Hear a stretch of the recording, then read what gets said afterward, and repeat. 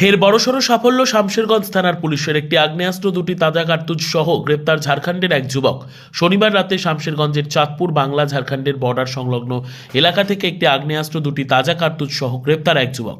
Police জানিয়েছে ধৃতের নাম রফিকুল শেখ। তার বাড়ি ঝাড়খণ্ডের পাকুড় জেলায়। ঝাড়খণ্ড থেকে বাংলায় আগ্নেয়াস্ত্র নিয়ে কী উদ্দেশ্যে এসেছিল পুরো বিষয়টি খতিয়ে দেখছে শামশেরগঞ্জ থানার পুলিশ।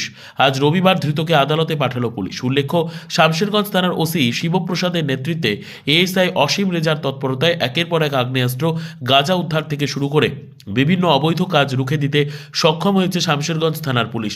পাশাপাশি এলাকায় শান্তি শৃঙ্খলা বজায় রাখতে ব্যাপক তৎপর পুলিশ। পুলিশের একের পর এক সাফল্যের প্রশংসায় পঞ্চমুখ সাধারণ মানুষ।